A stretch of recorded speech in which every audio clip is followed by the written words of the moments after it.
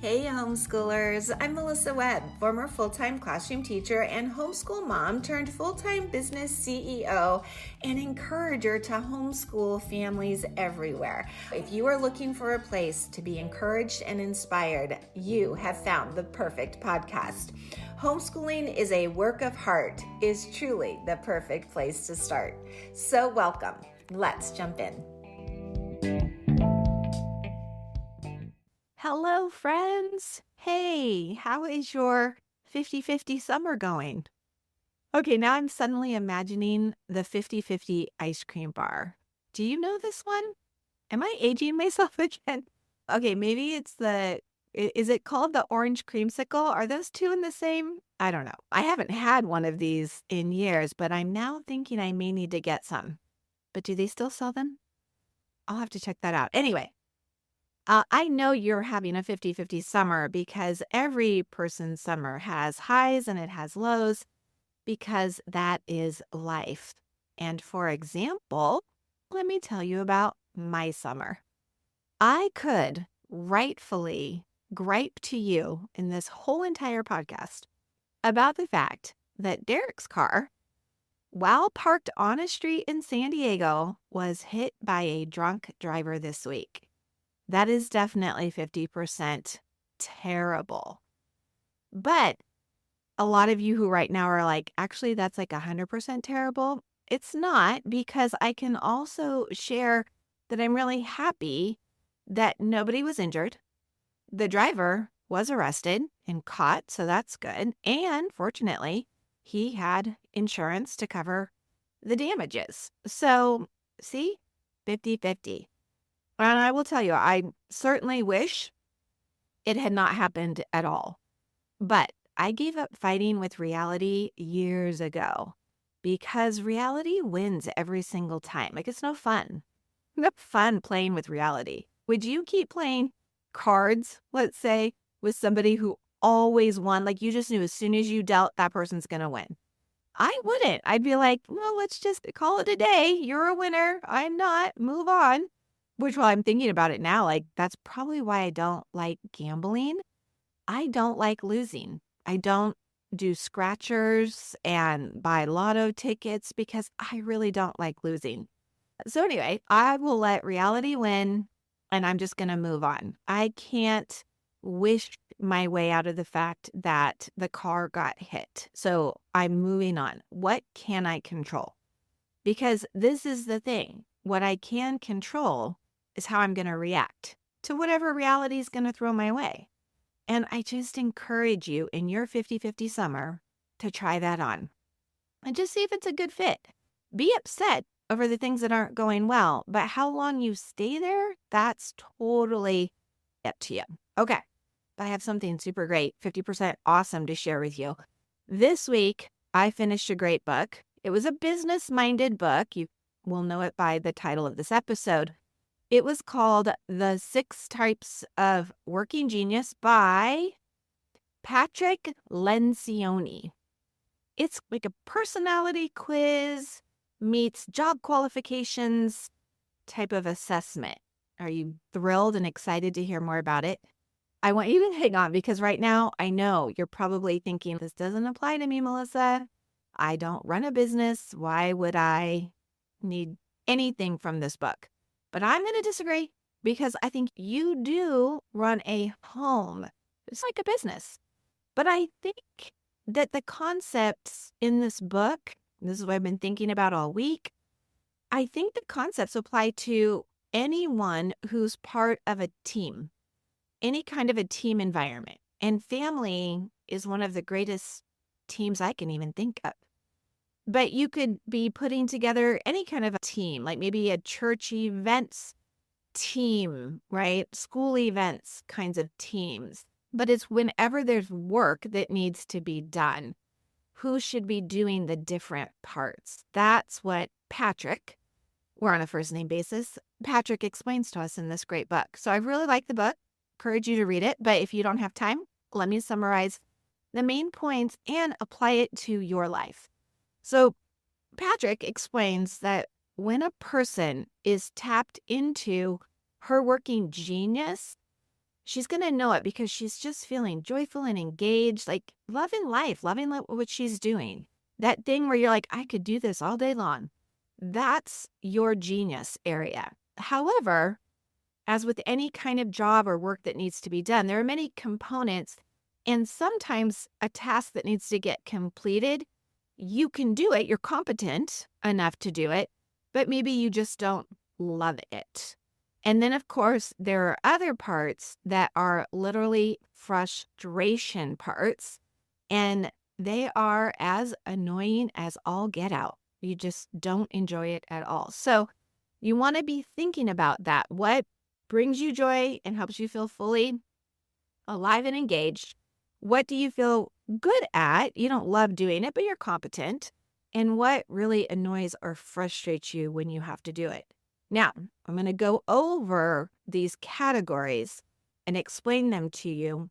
It's called the 6 Types of Working Genius. He really starts with these 3 umbrellas. They're these overarching categories. And I like this. That's how I'm going to break it down for us today. And all I want you to know is that when the players on any team know the roles and their strengths and their weaknesses, and they've been put into the best spots, 1, everyone is happier. And 2, there is more productivity. If you would like to be happier and more productive, this episode is for you. I hope I've just talked you in to sticking around. Okay, let me tell you those 3 overarching categories, and we're going to go into it. And of course, I'm going to give you examples because I like real life examples. So category number 1, think of it as this big umbrella. The first one is called ideation. The second umbrella is called activation. And his third umbrella is called implementation. And I'm going to break those down. So under ideation, let's go under the first umbrella. This is where you would find wonder and invention. So those are 2 of his 6 types of working genius. Now, when you think of this wonder and invention, I want you to think of a person who sees potential and tends to be a creative thinker. They're wondering, they're inventing. I will tell you, this is me, 100%. I have shared already with you that I am never at a loss for new ideas. Coming up with ideas, it's so easy for me. I don't know why. It's just my area of genius, and maybe it's yours too. The second umbrella is activation. Now, under activation, he has 2 more of the working geniuses, and those are discernment and galvanizing. Let me just tell you, this is the person who tends to almost like instinctively be the logical thinker, right? This is the person who will say, that is a great idea, or they'll say, that is not a great idea. And they will either rally the troops to not make it happen or make it happen, but they're the logical thinkers that are going to bring in some really valid points. And I will tell you, this is not me. In fact, this is my frustration level. Again, I'll give you some examples in a second. Probably going to make you smile. Okay, the last umbrella is implementation. And the 2 working geniuses under implementation are enablement and tenacity, right? So this is a person who's going to enable the work, whatever it is, to get done. And they're going to be super supportive. They're going to follow up. They just don't quit until the result has been achieved. This is the person who takes it to the end. So if somebody in your family always gives up, they start something, but they never finish it, this could be their frustration area. For me, this is my competence area. So for me, I am definitely all about ideation. That's my strongest suit. And I'm competent in this final implementation. I'll see it to the end. I will. I'll follow through. I always do. I don't love it, but I'll do it. But I get really frustrated with that middle category, and I'll explain why in an example that I think you'll enjoy. All right. When our oldest son was graduating from OSU, Oregon State University, instead of flying, I came up with a great idea. This shouldn't surprise you. Ideation is my thing. I was so excited. I was like, honey, let's drive. We should totally drive to Oregon. We can make multiple stops. Oh my goodness, we're going to have so much fun along the way. Oh, here's an idea. It could be educational, but it could also be super fun. Like, we'll visit missions, but let's stop at Universal Studios. Let's go to the state capitol. Oh, but let's river raft down the Kern River. And one idea after another, like just popping out of my head. Now, in steps Greg. My husband's area, thank goodness, of genius is my frustration level. This is good news for me, but we have had to work through some of this, okay? So he is really great with discernment, that instinctual logic, and he normally starts with, okay, hold up, honey. So how many hours do you have me driving a day? And what cities are we going to be needing to find a place to stay? Are they going to be family-friendly cities? Or are you going to be sticking us in the Tenderloin area, downtown San Francisco? He's that logical-minded, keeps me grounded type of person. And I'm pretty sure, by the way, if this is your genius area, you probably do say things like, hold your horses, cowboy. You come in and you stop everything and you say, wait, we need to think this through. Now remember, this is my frustration space. So I have another name for you. It's Debbie Downer. Sorry if your name's Debbie. Deborah's a beautiful name. Debbie is too. I love the name Deb. They're great names, but all the same, this area feels like a Debbie Downer. I've just come in with my great ideas and now I'm being shut down. That's how I take it. Now, in this case, was he shutting me down? No, Greg wasn't shutting me down, but he was having us think through the whole process, which was actually brilliant. And then we get to that last part. And I am, as I mentioned, competent in that final part of the work, which is implementing it and seeing it through. Actually getting to the finish line. I went and looked everything up. I laid everything out. I got it all done. Because this area, the finishing area, that's actually Greg's frustration level. So even though it's not my favorite thing to do, I am not bothered by it the way he's frustrated by it. Okay, got it? Is it all starting to make sense? Are you liking this? I think it's fun. Okay, so now, how is this going to apply to you? And how is it going to help you have the happier and more productive family that you want? I have a few ideas for you. Number one, I highly recommend you get to know each other's geniuses. You need to determine who is the dreamer in your family. This person is the one who should be planning the next vacation or party or whatever. I actually have a friend who is a great dreamer, and she has so many times gotten frustrated with her husband because he would never plan any fun outings for the two of them or for the family. She always did the planning, and then she would complain about it. Now, this right here should tell you, although she was a dreamer, this probably was her competency level. She could do it. She didn't love doing it. And so she would end up complaining and she'd be like, come on, why won't you do some of this? But this was his frustration level. It just wasn't his natural zone of genius. See how just knowing that this area wasn't a zone of genius would have relieved the frustration that she was feeling sometimes? She could just be like, this just isn't his thing. Not a problem. I'm competent in this area. I'll plan the things. All right. Whose gift is to instinctually discern or logically think through things? If you're the one who's going to determine how the plan moves forward, or if it isn't or shouldn't moving forward. And if that's not you, if it's somebody else, like me, maybe we should stop calling them a Debbie Downer because that's their gift. So we should embrace it and be like, so glad we have you. Then you're going to find out, of course, who has the most tenacity in your family. Who is sure to cheerlead everyone to that finish line to make sure that it gets done. Okay, so that's all in number one, really, is to know each other's geniuses, know who's great with discernment, and who's going to really implement it and make it happen and see you guys to the finish line. Decide the strengths. Those are all the genius levels. Now, after everybody's geniuses, the next thing you want to do pretty quickly is determine each other's frustrations.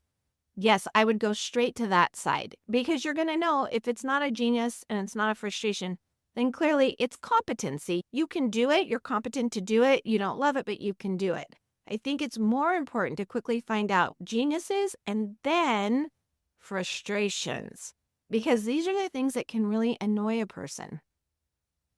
I know when I push us toward deadlines, say we're going to be hosting a big party and I have all these ideas of things I want to have done and I've made a list and I'm checking that list and my husband, who's putting that off, hasn't been doing that, you can see where this can become a little bit of an aggravated area.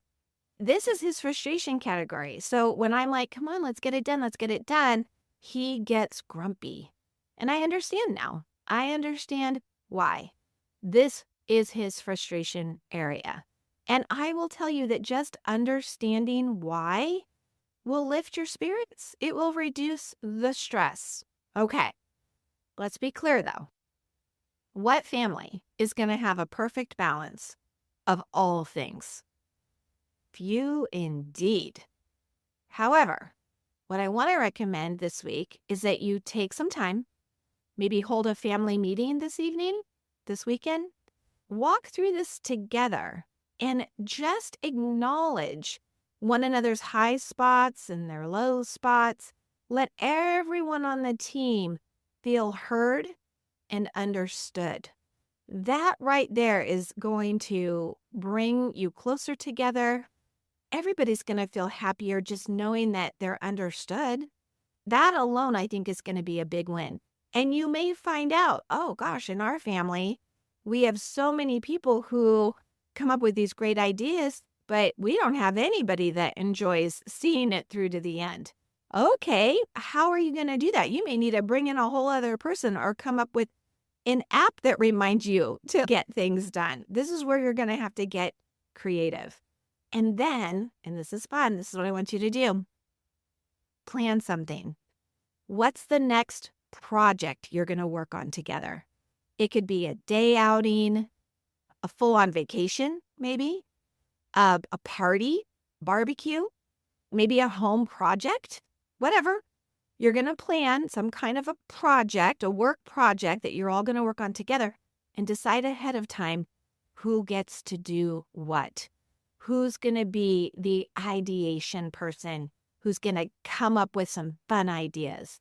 Who's going to give that discernment and just make sure that everything's been thought through efficiently, clearly, and then who is going to implement it? Who's going to make sure, let's go, let's do this, and see it all the way through to the end? I think this would be so fun. Please let me know how it goes for you. I would love to know.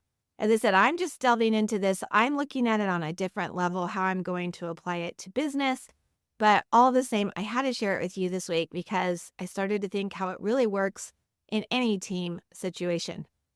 And homeschoolers, if you do not like inventing ideas for writing assignments, or maybe you're not confident that you've considered all the sides of an essay you want to activate, or you start, but you've just never seemed to have that tenacity to finish, guess what? We certainly can be that outside party that comes in to make sure you do some excellent writing in your homeschooling experience this year. Be sure to come check out our WOW Writers Clubhouse. I am happy to announce our fall enrollment is now open. On everyone. Well, thanks so much for tuning in and listening this week. Hey, if this was something that you found valuable, don't forget you want to subscribe or follow so that every time a new episode is dropped, you'll be the first to know. And hey, before you go, if you are looking to get some of this academic writing under your belt and outsourced so that it's one less thing, freeing you up to enjoy more time with your family, hey, you're going to want to head over to writeonweb.com to see what kinds of resources and materials I have available for you. I will look forward to seeing you there, and I will look forward to seeing you here in our next episode. Right on.